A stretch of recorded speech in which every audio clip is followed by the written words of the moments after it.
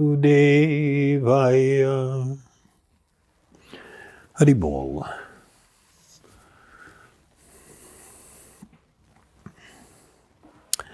So, interesting topic I was asked to speak on. Well, is it interesting? Possibly. It's a big subject that's been around for a while. Self-love. I added one more word to James's suggestion. Self-love. Is it even possible? I added even. You probably get where I'm coming at from that. So, why am I agreeing to speak on this subject? Why will I talk about this? Well, it's because my personal desire is to see you happy and fulfilled, and to be free from fearfulness and loneliness.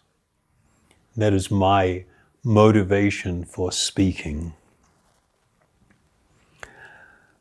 This term, self-love, is actually a rather modern construct.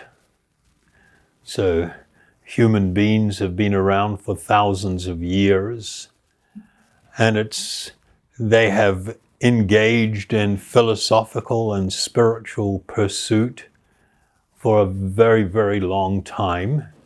And there are many very profound and deep things being proposed, but this actual term and concept is rather modern.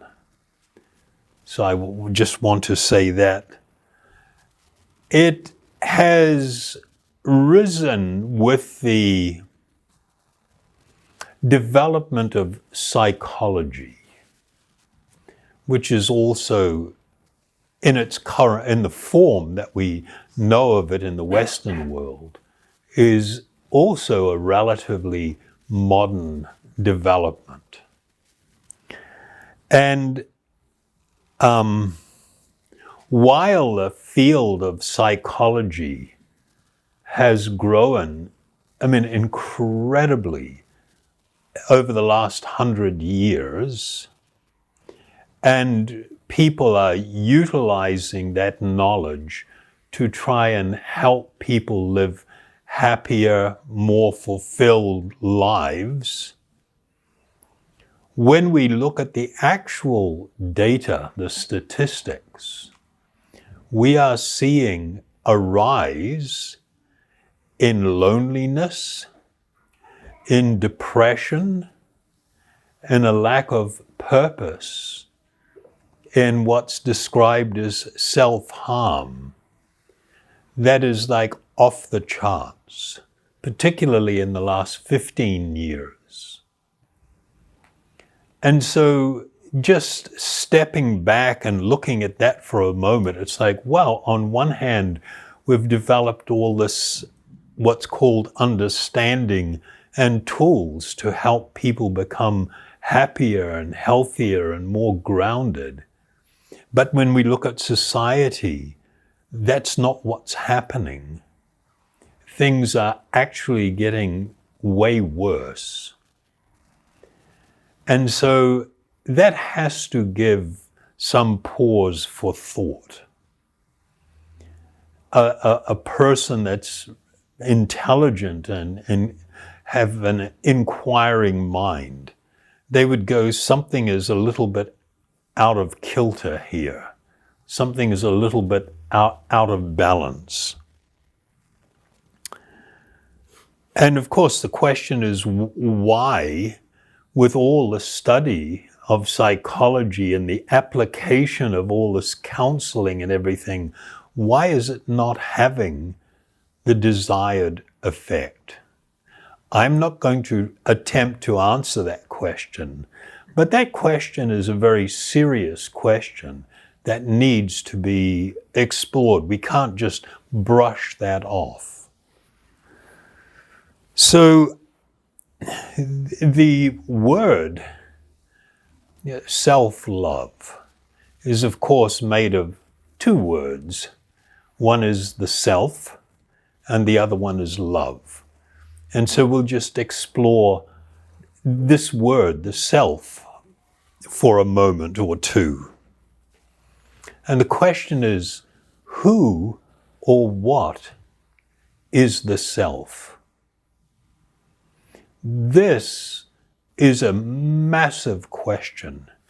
It is probably the most important question that faces all human beings, because our concept or understanding of self will really determine what we think or what we embrace as being important and what we should be doing with our life and how we prioritize and develop a hierarchy of desire. You know, a fundamental reality is desire can be good or it can be bad.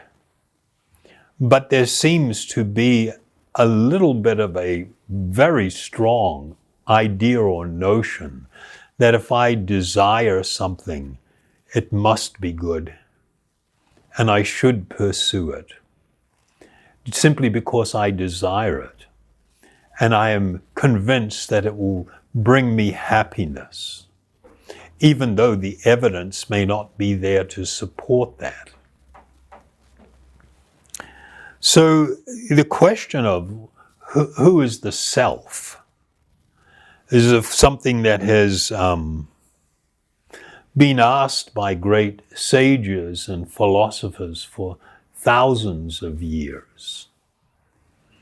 The yogic view is that you are an eternal spiritual being, temporarily residing within a gross physical body and covered by another subtle physical body. This subtle body or astral body, one of the main components is the mind. And the understanding is very clearly that these things are not you.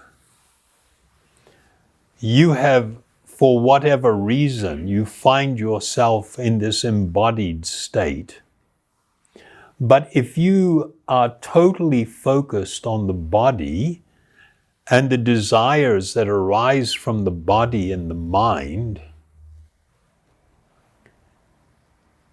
this could be a grave mistake, because the amount of time that you will spend in this body is finite. It comes to an end. And if your entire time in this period that we call our life was spent simply preoccupied with the body and the mind, and then you leave it all behind, we have to question whether that was actually a good choice. Or should we have allocated more time to discovering who we truly are beyond this body and beyond the mind? The yogic understanding was also that not some or most, all suffering and all unhappiness arise from falsely identifying the body and the mind as the self. This is a profound and deep philosophical idea, and many people may disagree with that, and that's fine. I'm not insisting on anything, I'm just giving you an alternative perspective that might be well worth looking into very closely. Because if we want to actually become happy, if we want to become free from suffering and from unhappiness, then if this idea is true, that being absorbed in the thought or the idea of the body as being the self and the mind, if that is the seat of all unhappiness, then whoa, I've got a serious problem, because I'm there big time. I'm totally engrossed in the notion that the body is the self. I identify as male or female or anything else that I want to identify as. You can identify as anything that you want. I see the pursuit of happiness intimately tied to the experiences of the body and the mind, and this world in which it resides.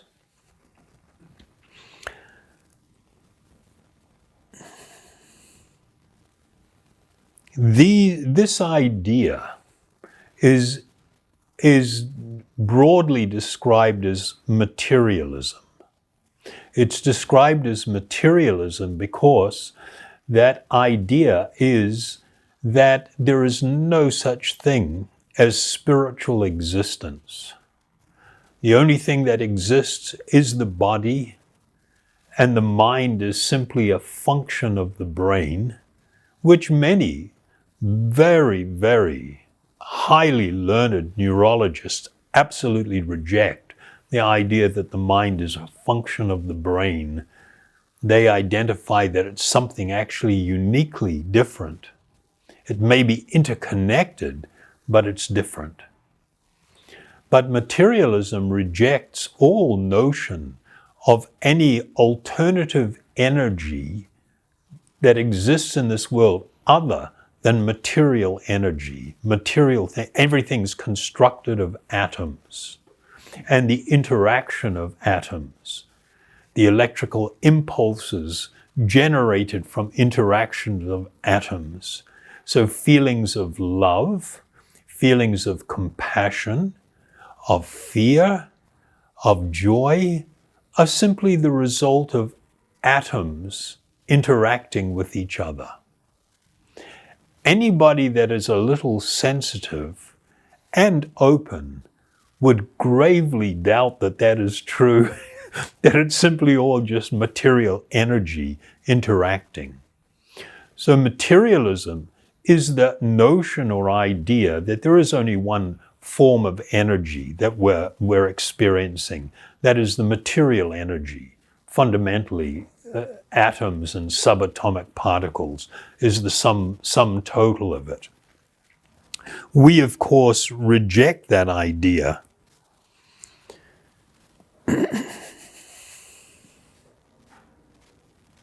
My being an eternal spiritual being, as I've laid out, it is actually not just an idea. It's not a philosophical idea that you either accept or you don't accept.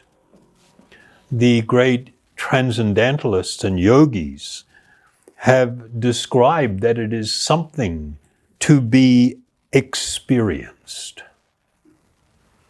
It is called self-realization, that someone can embark on a pathway, a process to actually discover their true spiritual identity. This is called self-realization. So I'm just going to give you a few quotes. There are literally hundreds and thousands of different quotes in these ancient Vedic or Yogic texts which describe what they say is the reality of the situation. The first one is from the Bhagavad-gītā.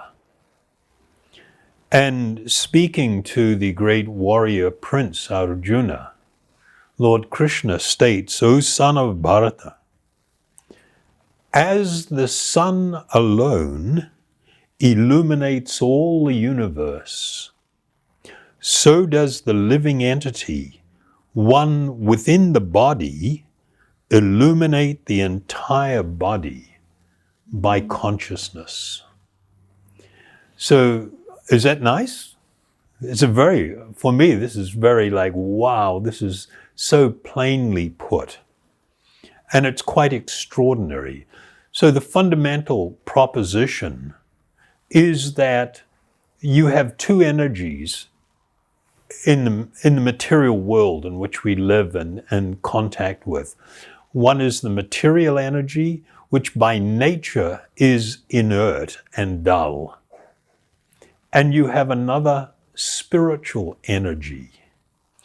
The spiritual energy manifests the symptom of life. Atoms do not create life.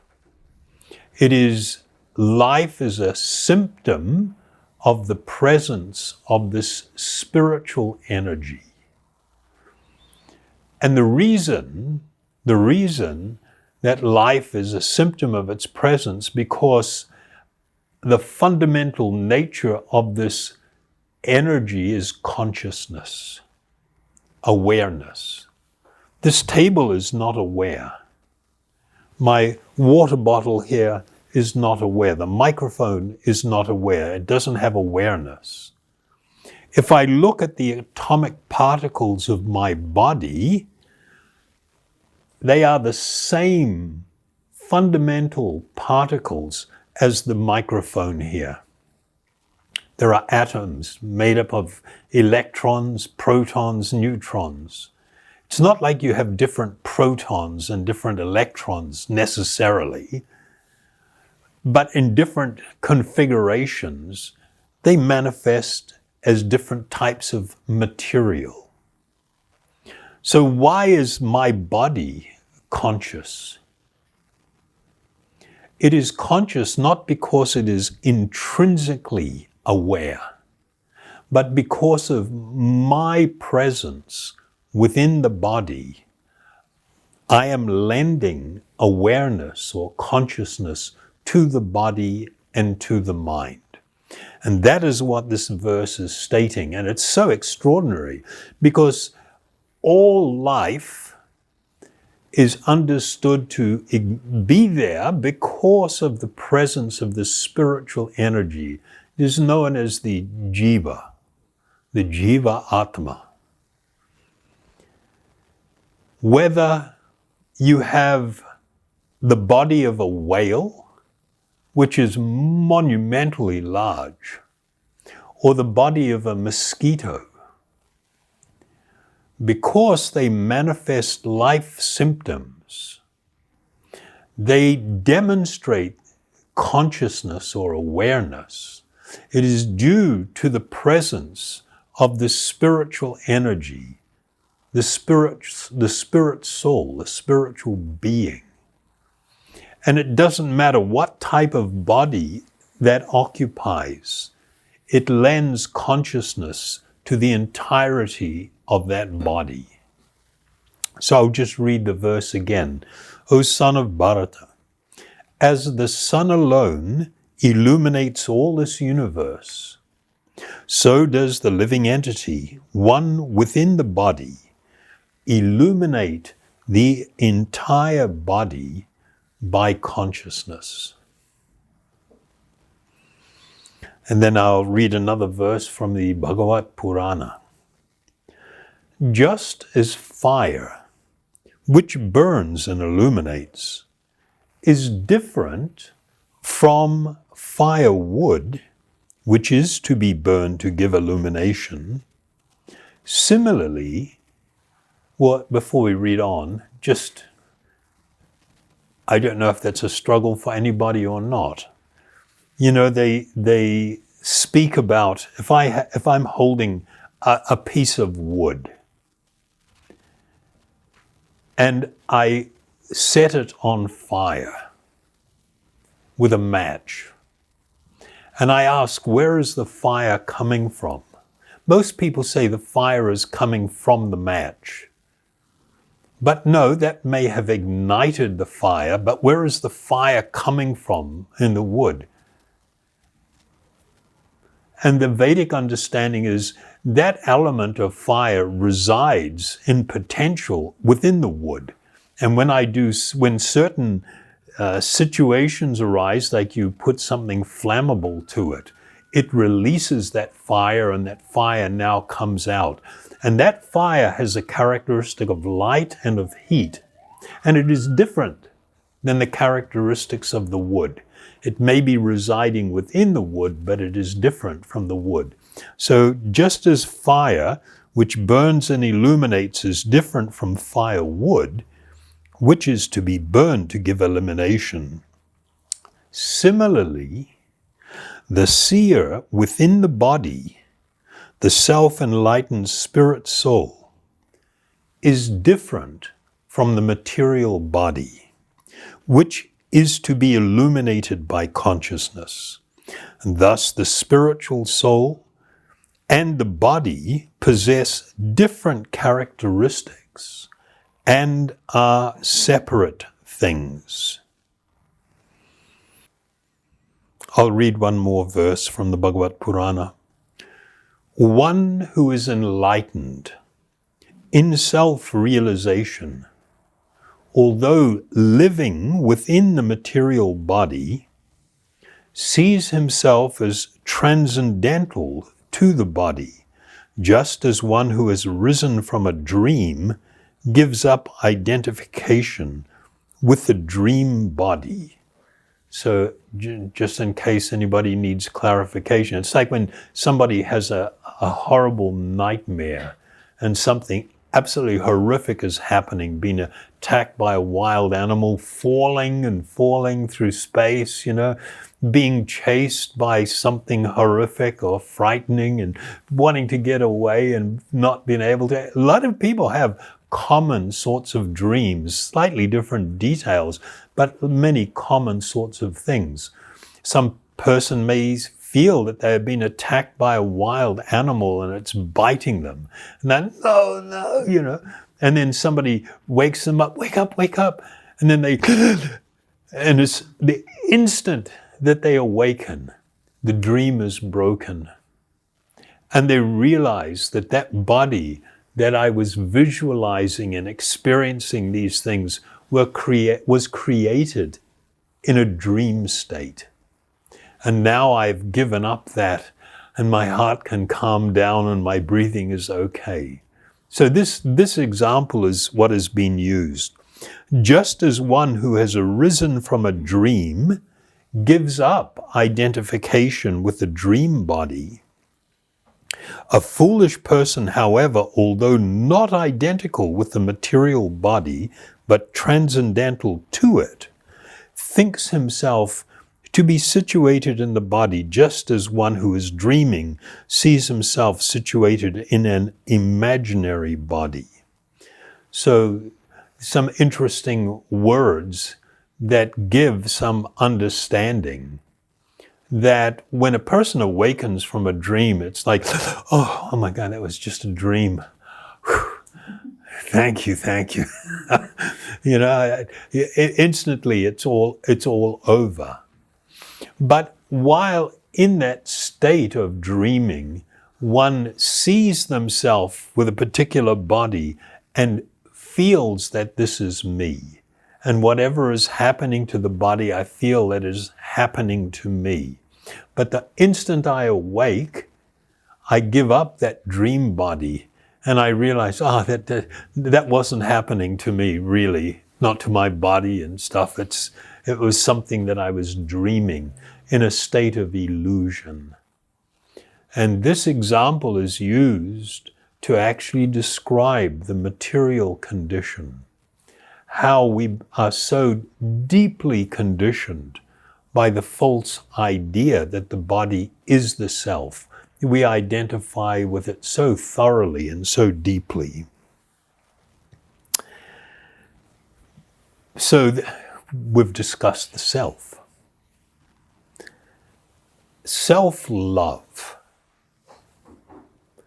or loving myself, So somebody is thinking there in terms of I love myself. Okay, we've got two things there, the I and the self.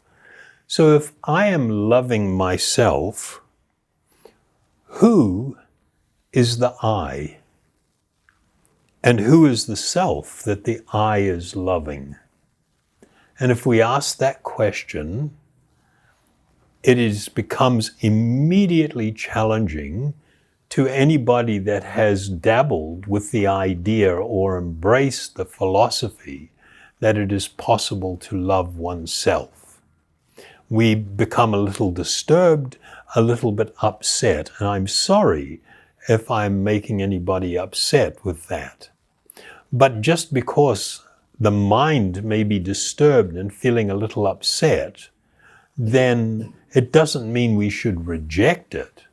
When we are confronted with challenges, it's actually a good idea to go, well, what's going on there? To look at things a little bit more deeply. Maybe we can close a little bit more. Yeah. Maybe a bit more. Yeah. Okay.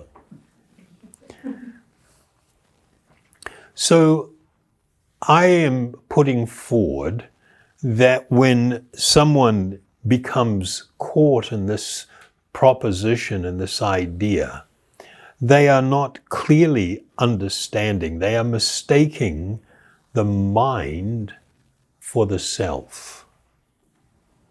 And we are absolutely unaccustomed to distinguishing the difference between my mind and me.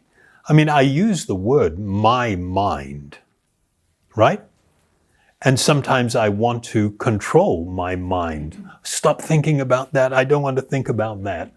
Or trying to talk positively. You can do it. You can do it. You know, whatever. We try to remember. What the hell was that? Oh, come on. What was that? What was that? I'm trying to think. The fact that I am, or my mind is full of chatter and I'm trying to, no, stop thinking about it. I'm not going to think about it.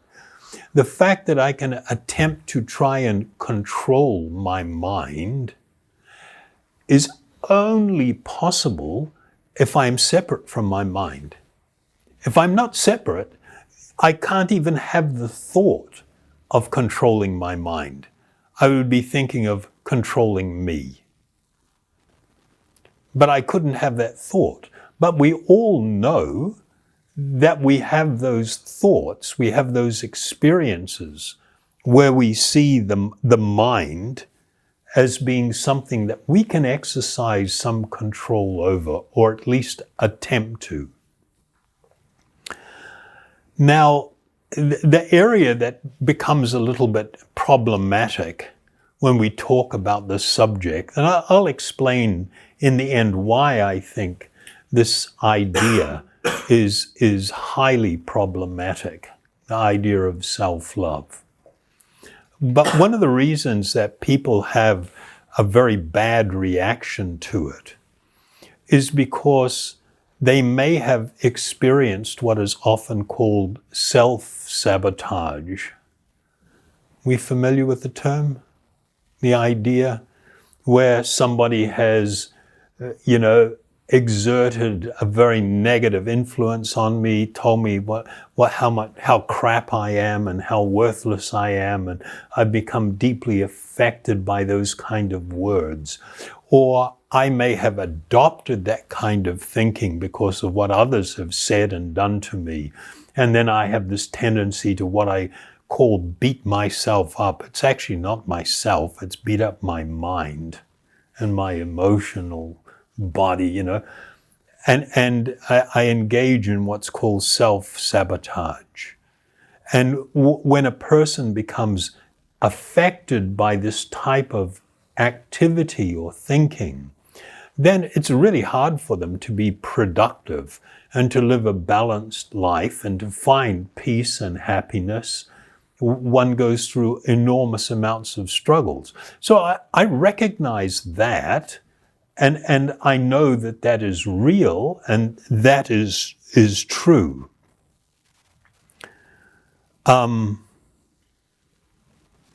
But if we talk about self-sabotage, then we have to ask, well, who is sabotaging who?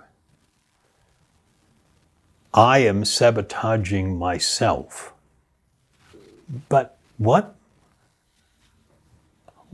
I am being assertive and strong and saying you're absolutely useless. And then the other me is going, oh, yeah, I'm useless.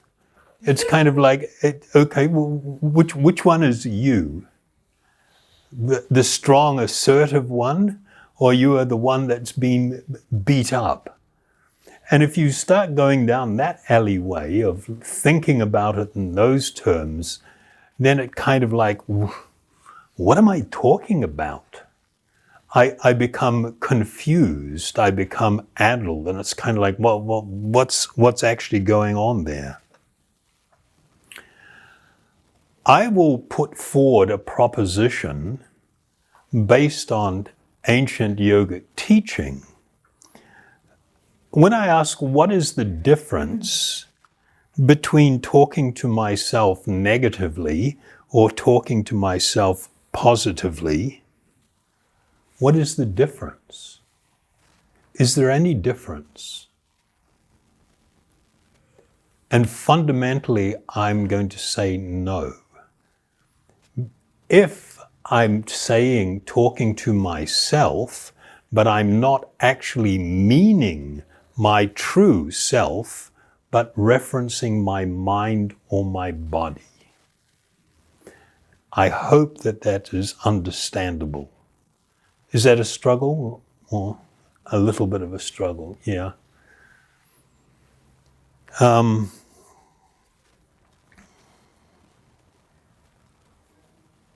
If I want to so-called talk to myself and pump myself up with positive affirmation, am I pumping up the eternal spiritual being, or am I pumping up my mind? My mind. And yet I've called it the self. And if I call it the self, I'm digging a deeper hole for myself. Because spiritual realization, self-realization, is the experiencing of discovering my identity, who I am, the one that is actually the living being residing within this body, and being able to experience the distinction between myself and the body that's covering me and the mind that's covering me. And when I identify with the mind as being me, this contributes to my problem.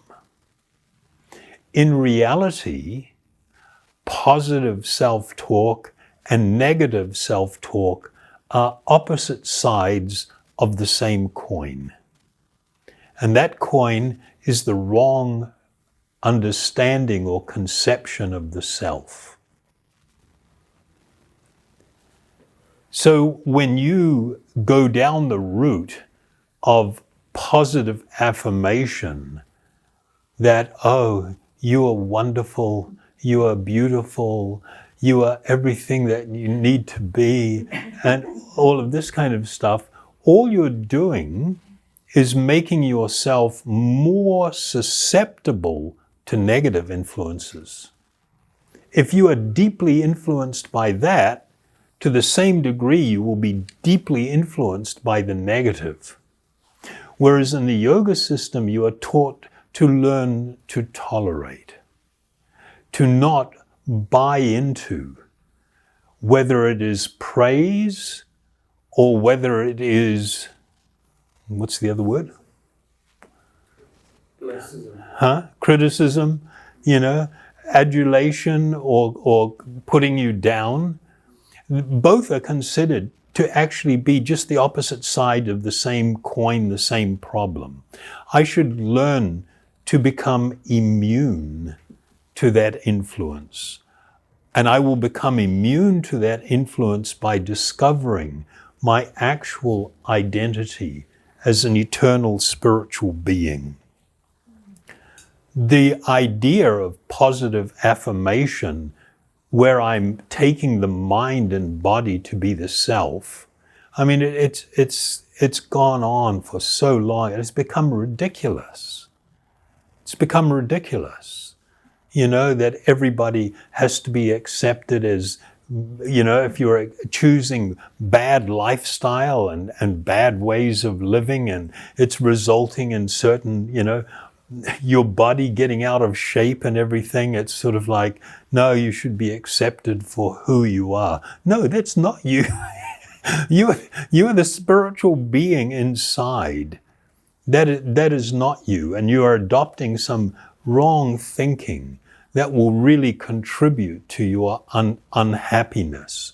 And that is evident by the fact that in spite of all of the affirmation, in spite of all the new counseling and psychological stuff that's been fed to everybody, society is more unhappy, is more desperately lonely, is more depressed than it's ever been in as long as they're keeping records, and more so in the last 15 years. This is evidence. This is hard data.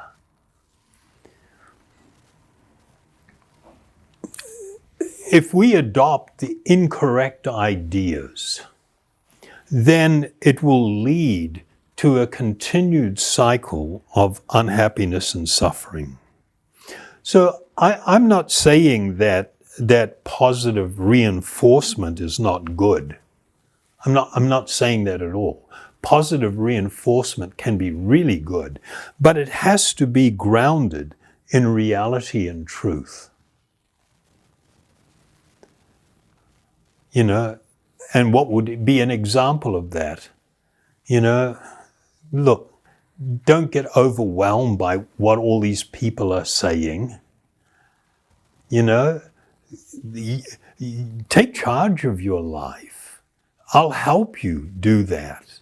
I'll help you develop more healthier thinking and healthier ways of living that free you from that kind of influence, where you can learn to live better.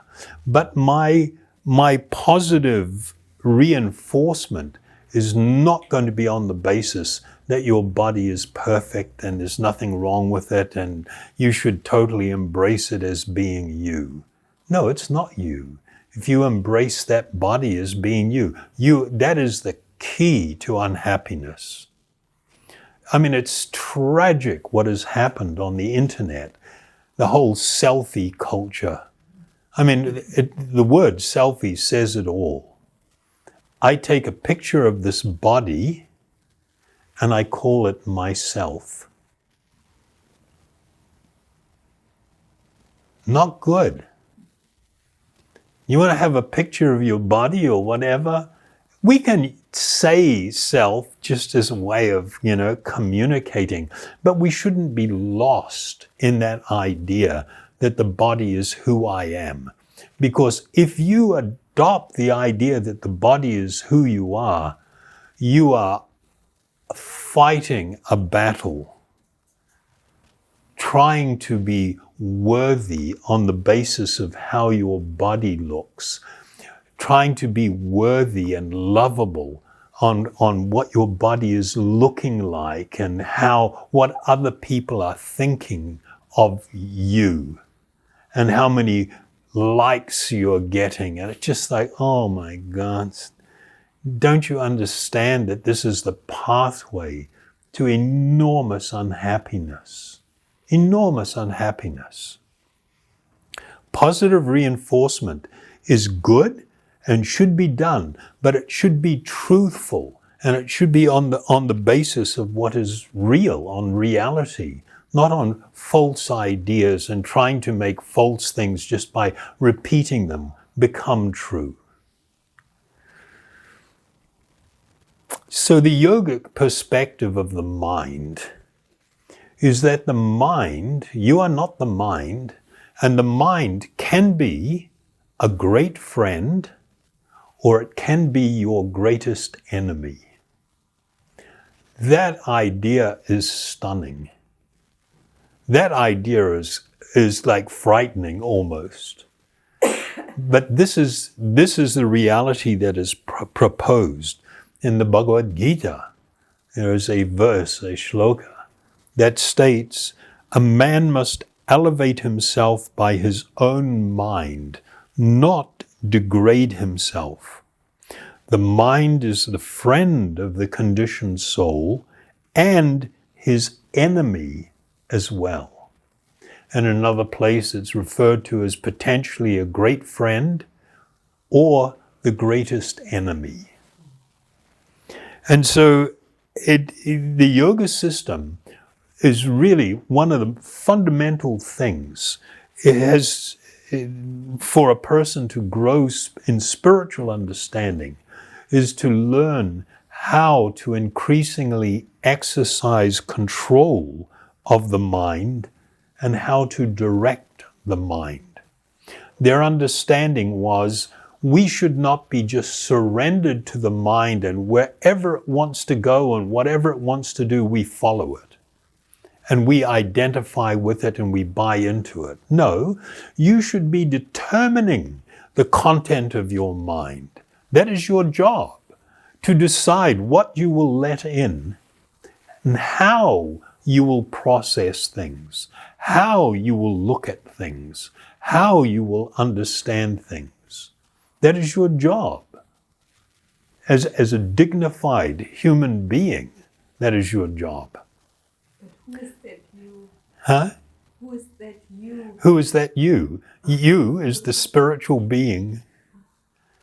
You, the living being within.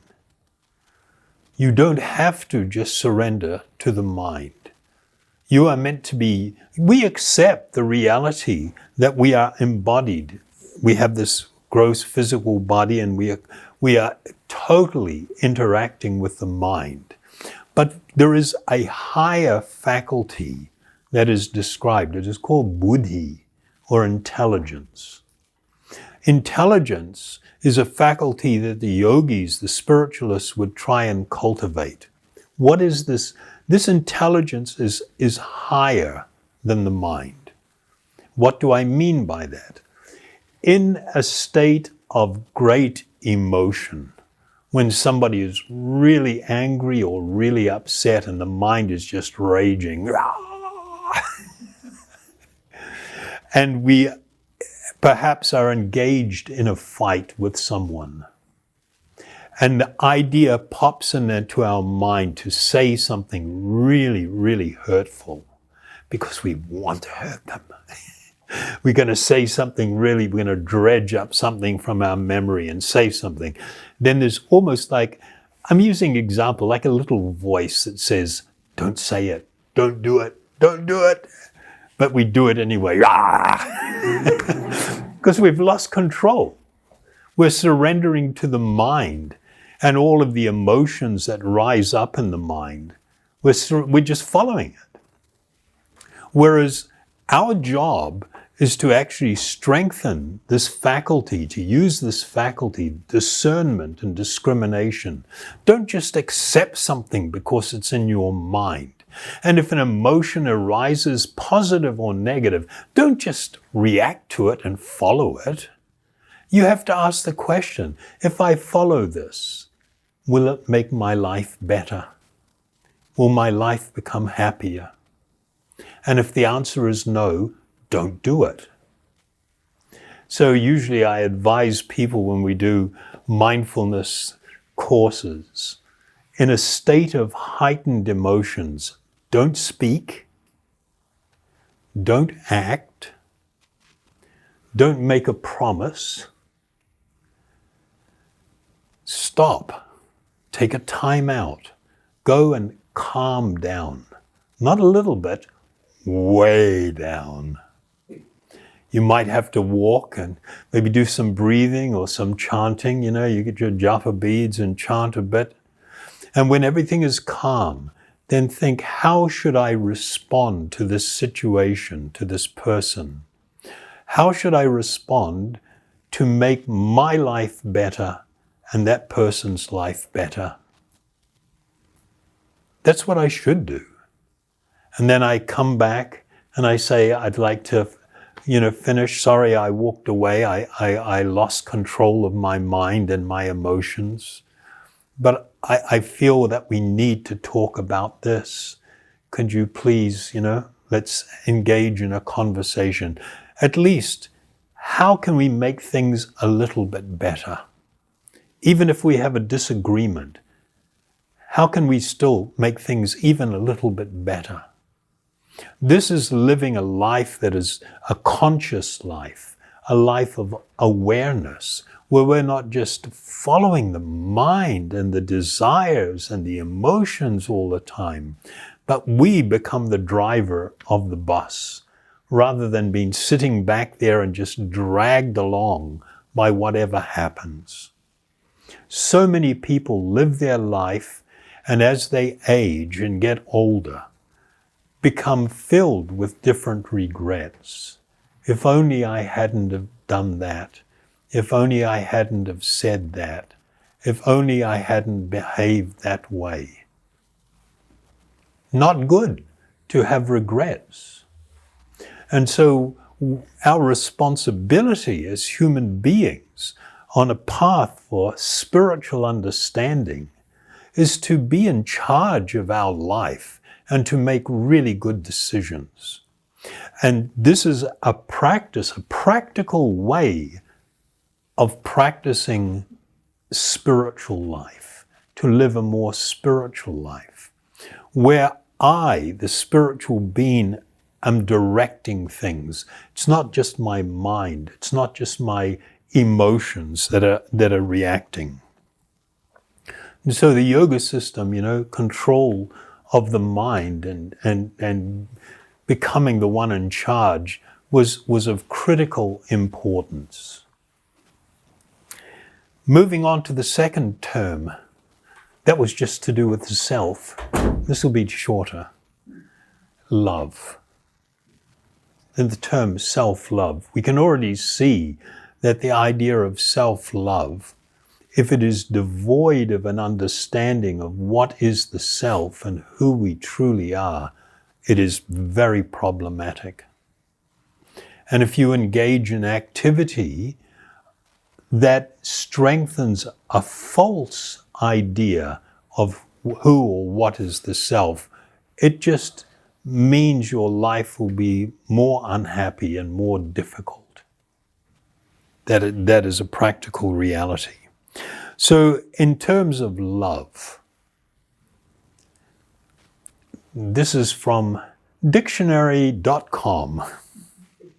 Definition: a strong feeling of warm personal attachment or deep affection, such as for a parent, a child, a friend, or a pet. They didn't include the self there. Wonder what that's about. Maybe they need to update, get with the modern thinking that's producing so much unhappiness. Another definition: a profoundly tender, passionate, affectionate, often mingled with sexual desire for another person. Another definition: active, self-giving concern for the well-being of others. Another one: a person towards whom love is felt. Beloved person, a sweetheart. And of course, you look through all the dictionary definitions, particularly any definition that was there prior to about 1990. And you will see every single definition of love speaks of relationship, of two personalities and relationship between two personalities. Relationships that have to do with self-giving concern for the well-being of others, or feeling of tenderness or affection for another. So we hold that even from the material perspective, that love is inseparable from relationship. So the idea of self-love would be like, well, who exactly is loving whom? And again, I feel that it is an unfortunate reaction to many people suffering from different forms of psychological abuse and relationship issues and everything. I mean, there was a fad that came up, you don't see it so much now, but it became prominent about 5-6 years ago, where people started marrying themselves. That they're on the beach exchanging vows with a mirror. There is something deeply disturbing about that. But it was considered healthy and was considered good. When I see it, I think this is highly problematic. Because it is not, anyway, we've done enough of that. From the yogic perspective, love, as experienced within this world between what we will call material personalities, is considered and I will use the word dim reflection of something more perfect and something more wonderful. In all of the spiritual literature, they recognize that the experience of love, of spiritual love, it is called prema, is considered the most extraordinary and wonderful and perfect experience. And we are all seeking this,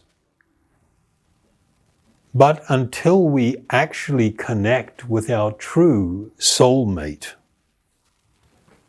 who is actually the supreme soul, the Lord of our heart, until we reconnect, we will always be hungry for love. And I promise you, just as another person in this world cannot fulfill that great limitless need for perfect spiritual love, you yourself cannot fulfill yourself either if you decide to try and love yourself. I'm sorry, it's just from a spiritual perspective is not real and it is not tenable. So I know this may be very challenging for many people now because this idea has become so prominent and it's so widely embraced. 20 years ago, if you spoke of self-love, the majority of psychologists would have said it is a form of narcissism. Now they have changed. Many embrace it as something very healthy.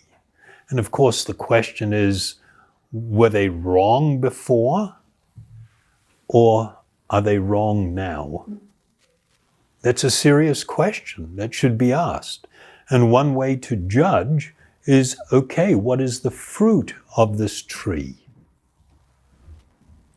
And if we look at the fruit of the other tree, it may not have been perfect. It can't be perfect because it wasn't perfectly spiritual. But either that fruit was perhaps more acceptable, or we have a situation now where the fruit is obviously, it's challenging.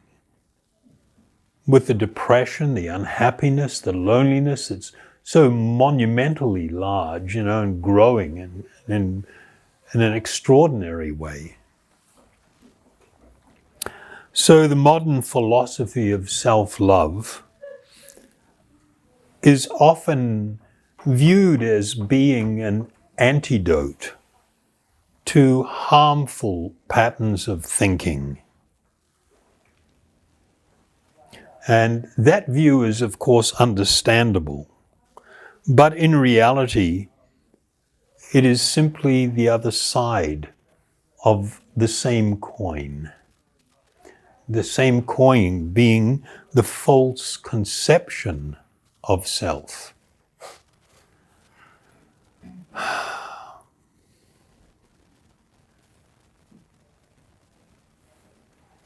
When we seek validation.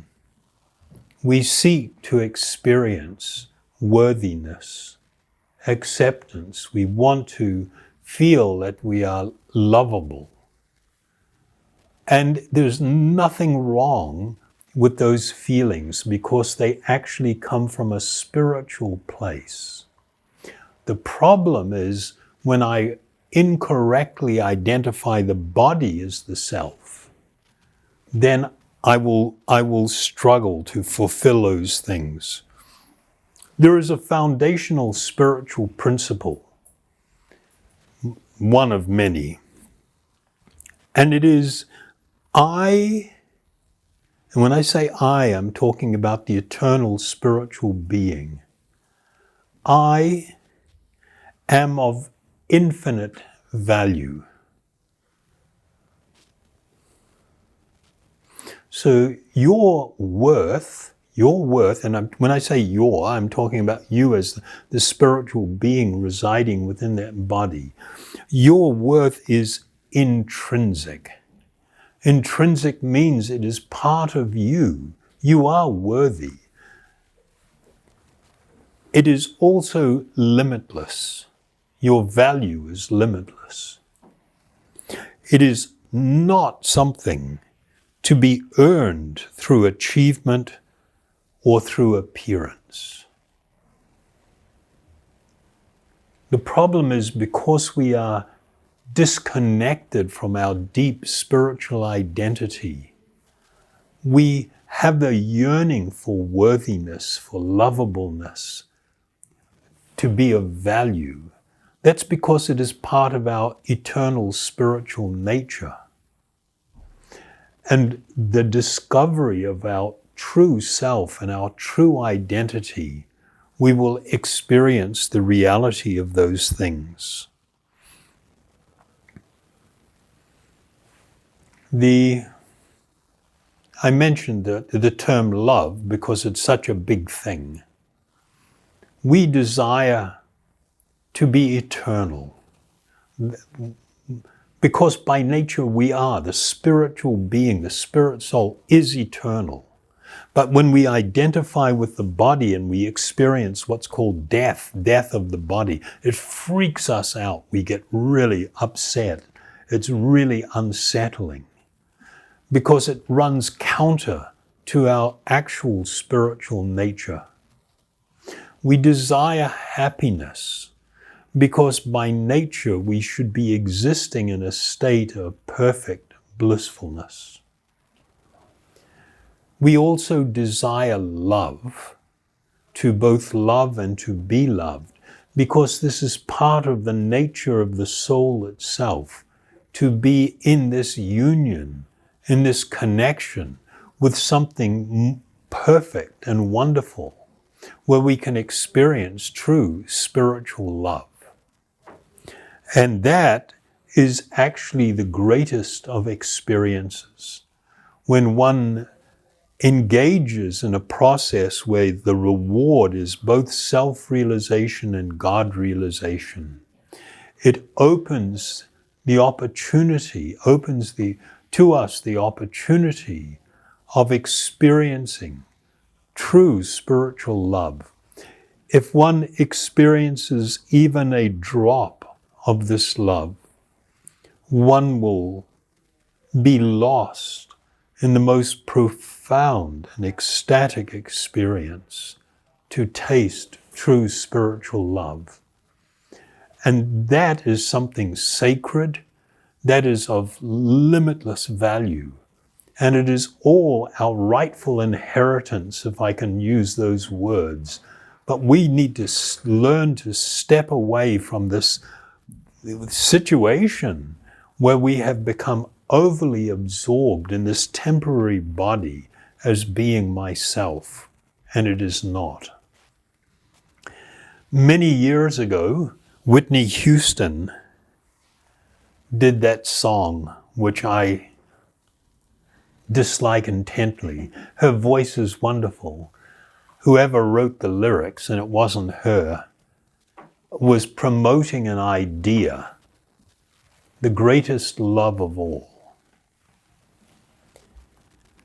And the chorus to the song, because the greatest love of all is happening to me, I found the greatest love of all inside of me. The greatest love of all is easy to achieve. Learning to love yourself, it is the greatest love of all. And I am just heartbroken to hear those words. Because if somebody buys into that, they are buying into a continuation of unhappiness, of material existence. Self-realization and God-realization will move one in a whole nother direction, way beyond that, and open the door to the possibility of experiencing what is truly the greatest love of all. This is known as prema, Krishna prema. That's it, folks. Was that challenging? Disturbing? Please, be patient. The reason I speak of this is because from the perspective of the great saintly yogis, I'll use a term, and I don't mean it too harshly or anything, the enemy of mankind is the false concept that the body is the self and that the mind, by extension, is the self. And they say this is the underpinning for all suffering and all unhappiness.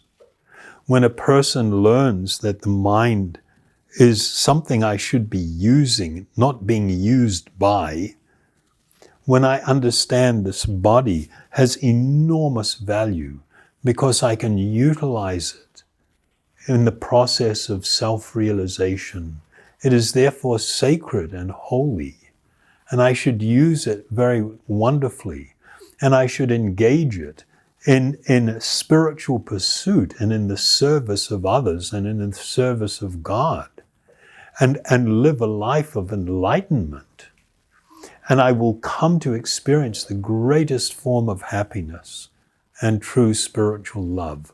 So when this term is passed around, it's kind of like, oh my God, I get upset because it's pushing people away from the greatest potential that exists for you to have that experience.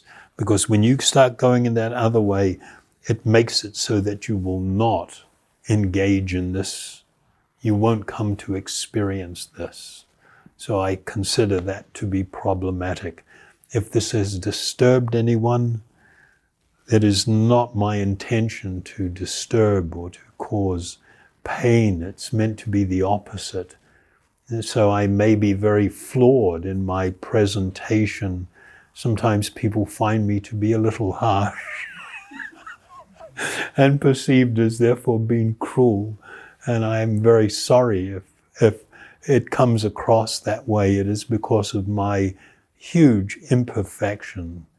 But I promise you, the message is of infinite value. Do not throw out the message if the messenger is not such a good messenger. Okay? Thank you so very much. We'll chant a little, and then they'll have a little bit to eat, and if you have questions you would like to ask, then you are very free and welcome to do that. So as mentioned, in this process, just relax and give up all of your anxiety, your pressure. Just bathe in these spiritual sounds, because they will directly grant us the experience of self-realization and God-realization. They will begin to deliver to us the experience of the awakening of spiritual love. Hare Krishna, Hare Krishna, Krishna Krishna, Hare Hare, Hare Rama, Hare Rama, Rama Rama, Hare Hare, Hare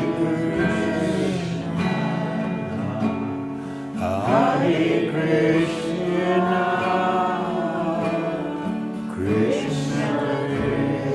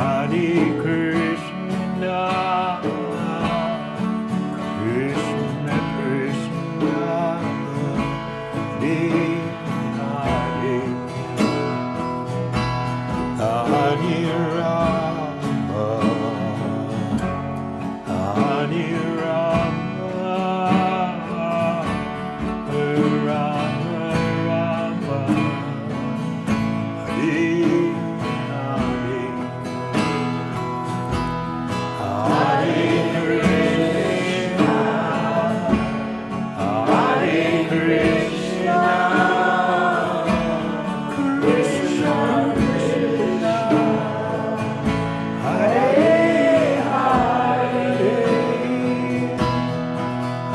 Hare